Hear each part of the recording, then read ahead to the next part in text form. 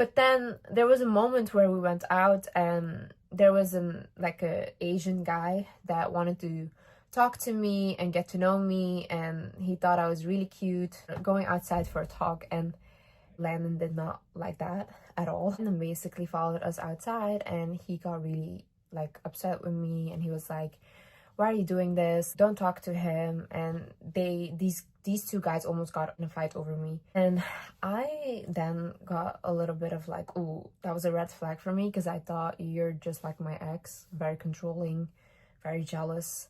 And I was like, I don't want to repeat this pattern again. And I think, look, when you are coming out of something that is super traumatic and a very traumatic relationship, you cannot really bounce quickly into something else because you haven't healed from that relationship yet. So often what happens is your cycle will get repeated. It won't get healed through another person. I'm very patient with people, but then when something shocking happens, I'm like, oh wow, this woke me up. Imagine you have rose-colored glasses about everyone and you believe everyone and you think, oh, people don't have bad intentions, they're good, because you just think, why would someone hurt someone, or do these things? But then it's almost like I always get put into situations where God or the universe is trying to show me no, Liz, you cannot trust everyone, and you should remove those rose-colored glasses because not everyone has good intentions. When I saw that behavior from Landon, I really thought to myself, this is not for me. And I really thought after that, let's just stay friends and let's just focus on being friends and that's it. But Landon really wanted me. And I went back home with my friend and I was just going on with my life. And Landon kept messaging me, and I just wouldn't really respond anymore because I didn't want to give him any hope. Or he would message my friend and she also wouldn't really reply. And then I remember one day he called me and I did pick up and I was like, hey, what's up? And then he was like, look, I really want you to be my wife. I just know you're supposed to be my wife. And he's like, I want to do anything for you. I want to take care of you. Send me your bank account details or your PayPal. I want to prove to you that I really want to do anything for you. This is my problem, okay? I don't really get attracted to men. I just get attracted when they do something for me that is like they're taking care of me. Now, where does this stem from?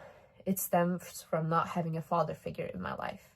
So in my life, I'm not looking for a partner or I'm not looking to be in love. I'm looking to have that stable feeling of a parent or a father loving you, because that's the void that I feel. But then the issue is, obviously, in the relationship, I'm not that in love, because who would be in love with their father, or a representation of their father? No one would. But when someone, a man, does something for me big, for example, Landon, he told me, send me your PayPal. So I was like, okay, let me do it. Let's see what he does. And then he sent me $10,000. And then I thought, wow, he's literally sending me $10,000, so I would reply to his messages. And then I thought, wow, maybe I should give him a chance, because look how, what he's doing, a big thing to do, you know what I mean? And it's not even that I cared about the money. I don't, because I gave all that money to my fans on Instagram. It's not about the money. It was more oh, wow, he does this big thing. And with my ex, I had the same thing that I repeated again, which is so stupid. I should not have done this. But with my ex, it was I met him and I didn't really like him. I was not attracted to him. And I went back home. He wanted me to come back and he wanted to have a relationship with me, and I kept saying no. And then he bought me a Rolex, which was 2 weeks after we met. And for me, that was such a big gesture, because before that, no one had ever bought me anything designer or anything. And now all of a sudden I have a 15K watch, which is for me oh my God, oh, that's such a big gesture. So then I did give him a chance, but then still in the relationship, I don't think I was ever really in love. I saw him as my best friend, sure. Even when I was growing up, I was not in love with young people or something. I had a crush on Dr. Phil. I had a crush on Simon Cowell. And I thought that was always so funny because my sister used to have a crush on Justin Bieber, you know, like that's normal.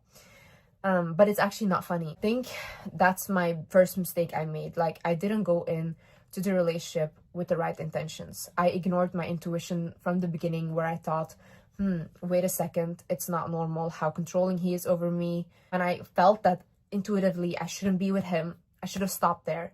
Even if he sent me a big amount of money, even if he did all of that, I should not have continued, and I should still have been friends. But I didn't, and then our relationship started, me and Landon, and I started to take him seriously, and he was genuinely too good to be true. That's how I would describe him. Like, the past year we were together, he did everything for me. And I'm not just talking money, I'm talking like time. Like, he would take 18-hour flights to come see me. All my bills he paid. Like, all his time he spent with me. Anything I wanted, I did like this, and he bought it for me. Every week I get flowers. Literally a dream guy. Literally a dream guy. And I just would think to myself, this is too good to be true. I would constantly think that. But then at the same time, my problem is I constantly think something feels off. And then you want to blame yourself, because I come from a very traumatized childhood. So if I feel that something is off, I blame it on my trauma. So it's almost like my head and my heart fighting with each other, because I'm not sure what I'm looking at here. Like, he is perfect, does the right things, he does the right things. Yeah, we argue. Yeah, he's very jealous, he's controlling. But those are things that a lot of people deal with in their relationships, you know? There's nothing going on. And also with the cheating, like, oh my God, he never left my side. Never, ever, ever. Like, even if I would push him to go to the US, go see your family, he would go for 2 days and he would come back. His phone was always open. I knew his password. He knew my password. We had one phone that was connected. So his messages, his FaceTime, everything would get received on that phone, and mine too. So we were really up in each other's business. He had my location. I had his location the whole year. So it's so weird. And on top of that, he's just literally spending all of his money on me. And the same with my ex. Like, my ex spent almost all of his money on me, so much that he got into debt. To me, it's so weird that these guys will go to such lengths and they end up doing something so weird. And with Landon, it's not even like that he wanted out of the relationship. I told him throughout our relationship, Landon, if you ever feel like you want to leave this relationship, I'm more than happy you can leave, but just don't betray me. I would constantly tell him that. Don't betray me. I don't want to be betrayed. I would much rather have you tell me I don't want you or whatever and leave. And he said, yeah, of course. But obviously we saw what happened. And even after that happened, like, genuinely still wants to be together. He wants to be with me. He wants to have our family. And he told me, like, Liz, I never wanted to leave you. That's not the thing why I did it. He said he did it because he's very insecure. And he is very insecure. I get it. But I don't think that's a reason to cheat. I think if you're insecure or whatever, or you need validation, then tell me that. I'm your partner, you know, I'm like your wife, I'm carrying your child. Tell me, like, I can understand these things. He would constantly tell me, like, that he's not good looking, and I would constantly tell him, no, you are good looking. I would always try to hype him up, you know, but he would never believe it. And Landon also comes from a childhood where he was abandoned, or he didn't get enough love from his parents. And I feel like when men grow up with not enough love from their parents, or for example from their mom, like my ex had that, and then Landon, they love the chase, you know. That's the thing. These type of men will love to chase you, but they don't love it when they have you, or they don't appreciate it when they have you. So I think when Landon like first got with me, the fact that he could do all these things and like buy me things and then win me over, and then eventually when I come to a point where I'm even like, can you stop buying me stuff because it's like a little bit excessive, he would like kind of get turned off by me. It's almost like, you know how they want someone to be constantly mean to them, or dismissive of them, or cold towards them.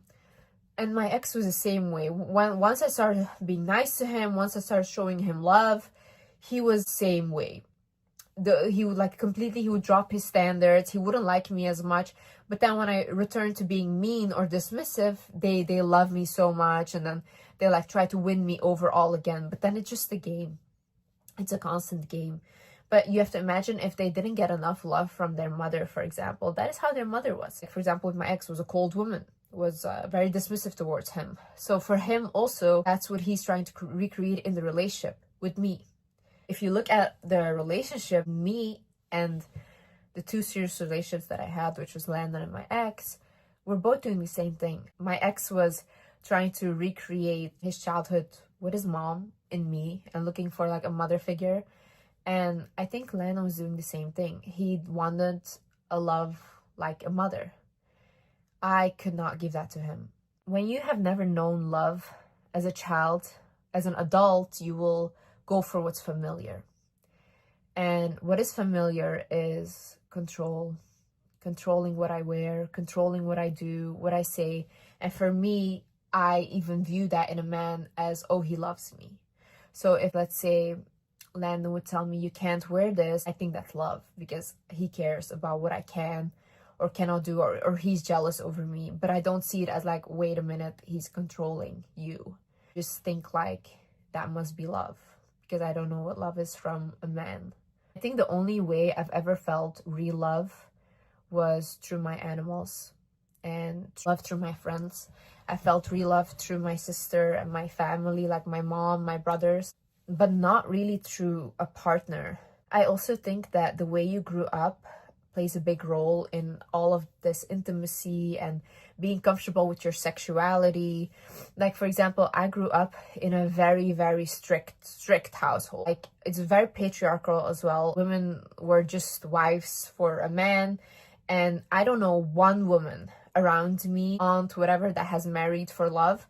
All of them married to get out of the house and just have freedom. So I don't know anyone that has married for love. When you grow up like that, you genuinely have a weird sense of romance. I also didn't grow up watching Disney movies, so I don't romanticize any of that stuff. I just grew up like an adult. I was very close to my mom, and I would always follow my mom around. So whatever worries my mom had, I put on myself. So I almost felt like I was taking care of 5 children. I almost felt like I was very responsible for my family and for the money, or like the lack of money that we had. I felt very responsible for that. I felt responsible for my mom and how my dad was treating her. I always just wanted to protect her. I was always giving her advice on just leave and, you know, you can do this. And I was always her therapist. I wasn't a child. And I think now that I'm pregnant, I don't want my child to for 1 second have to worry about me. I think every child deserves a childhood. And I think the trauma that you experience from your parents really shapes you as an adult. And it's so hard to get rid of these things. And you are really left with like lifelong healing. Some of the signs that I ignored were that I read Landon's matrix chart when we first got together. And in his matrix chart, in his past life, it had said that he had cheated on a loved one before. He had chosen lust over love. So he is likely to repeat this in this lifetime. And that's like something he should watch out for. And I remember reading that and I was thinking to myself, I had also read my matrix chart, my family's. I had read it for my ex. And these things had always been very accurate. And the things that they struggle with had been accurate. So I was wondering then, is he a cheater? Like, that's weird. Like, no way. But then it said it is matrix chart, but I didn't have any evidence other than the matrix chart. And, you know, if I break up over the matrix chart, you're gonna call me crazy. But I would tell him these things. I would be like, I have this feeling you're a cheater. And then he would be like, what the fuck? Say like, Sabina, your sister is saying crazy things again. And Sabina was like, Liz, stop self-sabotaging. You're a good guy. And my sister used to say, Liz, if he was a cheater, he would want to leave you, or he would want to go to the US to go see his family or whatever, but he never leaves your side. And I was like, yeah, you're right.